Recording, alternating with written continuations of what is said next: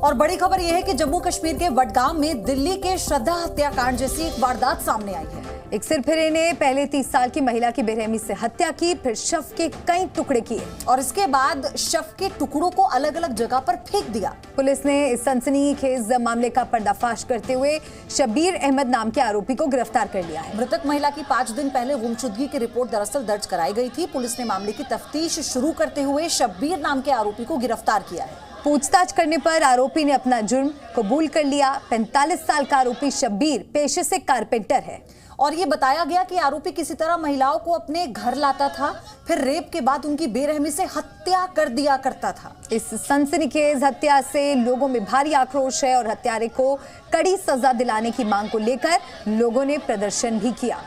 Police ने हालांकि शव के टुकड़े बरामद कर लिए हैं। इसी के बाद से न केवल परिवार वालों में बल्कि स्थानीय लोगों में बहुत आक्रोश है।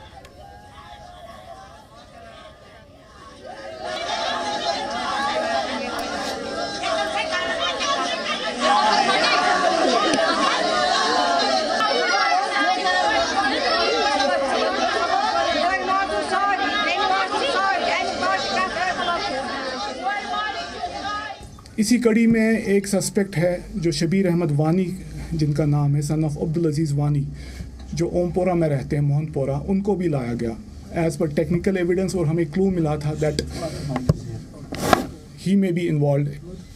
तो उसकी बुनियाद पे हमने शब्बीर अहमद वानी को लाया, उससे सस्टेन्ड इंटरोगेशन किया, सस्टेन्ड क्वेश्चनिंग की। तो पूरा एक दिन तक वी वर नॉट सक्सेसफुल, लेकिन फाइनली कल रात को शब्बीर अहमद वानी ने कन्फेस किया that he has murdered miss Arifa Shafi. तो इसके बाद हमने इसने कन्फेशन किया, इसके डिस्क्लोजर पे हमने इसके घर पे गए और वहाँ से इसके अहाते से, क्योंकि डेड बॉडी के काफ़ी हिस्से किए गए थे, तो जो इनका सर है वो घर के अहाते में ही मिला हमें। इसके बाद जो मेन बॉडी थी हमें, जो from neck to her torso, वो हमें सेब्दन ब्रिज के अंडर मिली थी वहाँ पे। कल शाम जब उसको ज़्यादा क्या कहेंगे टॉर्चर किया गया, 3rd डिग्री टॉर्चर किया गया उसका, तो उस पर उन्हें एक्सेप्ट किया है कि हाँ मैंने इसको किडनैप किया है। लेकिन उसके बाद जब लगा था हमें कि शायद किडनैप किया होगा, लेकिन अभी किसी जगह पे बंद किया होगा। लेकिन ये देखिए कि जब इसने इसको ले लिया, इसके अपने घर में ही इसको रखा था। और ये क्या कहूँ मैं, मेरे पास तो अल्फाज ही नहीं है कि उन्होंने इसको पहले मार दिया था। रिपोर्ट के मुताबिक उन्होंने इसको पहले मार दिया था, सिर पे चोट आई थी इसको, तो ये गिर गई थी। तो उसके बाद उन्होंने उसके टुकड़े कर दिए थे। स्थानीय लोगों में आक्रोश है, कई सवाल लोग उठा रहे हैं और सबसे बड़ा सवाल ये कि कश्मीर की श्रद्धा को इंसाफ कब। बडगांव में महिला से रेप और उसकी बेरहमी से हत्या कर दी जाती है। लड़की की बेरहमी से हत्या के बाद उसके टुकड़े कर दिए गए। शव के टुकड़े अलग अलग जगह से मिले हैं। हत्या में इस्तेमाल हथियार भी पुलिस ने बरामद कर लिया है। 7 मार्च को लापता हुई थी महिला और कातिल कारपेंटर का नाम शब्बीर अहमद बताया गया। 2 दिन तक उससे पूछताछ की गई और 2 दिन की पूछताछ के बाद आरोपी को गिरफ्तार किया गया और उसके बाद उसने अपना जुर्म कबूल किया। खालिद हुसैन जी मीडिया संवाददाता हमारे साथ सीधा जुड़ रहे हैं श्रीनगर से।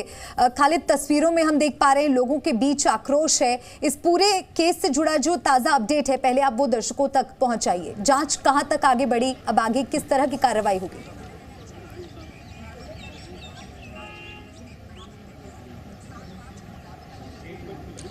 बिल्कुल, मैं आपको बता दूं, इस वक्त हम उसी स्थान पर खड़े हैं जहां पर उसका घर है, उस बच्ची का, जहां वो रहती थी। और आप यहां पर देख सकते हैं, यहाँ मातम के जो है बैनर लगा दिए गए हैं और इनका जो परिजन है उनका कहना है कि जब तक जो उस शख्स को जो है फांसी नहीं दी जाएगी तब तक इंसाफ पूरा नहीं होगा। हमारे साथ उनके परिजन है, उनसे बात करते हैं। आपका नाम क्या है? मेरा नाम है शब्बीर अहमद। आपकी मांग क्या है?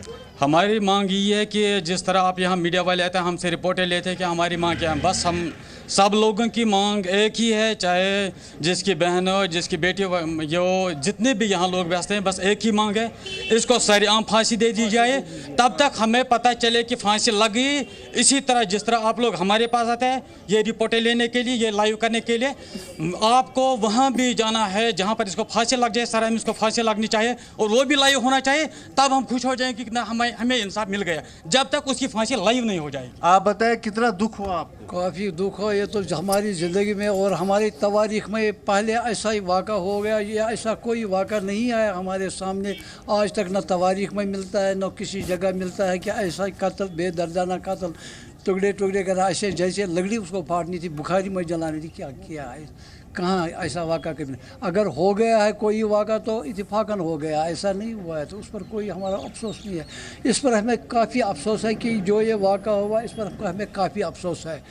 और इसको अगर हमारा मतलब है कि इसमें हर किसी, चाहे पुलिस ऑफिसर हो या कोई डिविजनल कमिश्नर हो, कोई एडमिनिस्ट्रेशन जितनी भी होगी, उनको इसमें हिस्सा लेना चाहिए कि हमारे माशरे के लिए ये बड़ा ख़राब चीज़ है। और ये माशरे में जैसे सैलाब फैलता ऐसे ही फैल जाएगा ये नासूर। देखिए ये सब लोग जो चाहते हैं कि इंसाफ हो और उस जिसको गिरफ्तार किया गया है उसको सख्त से सख्त सजा दी जाए।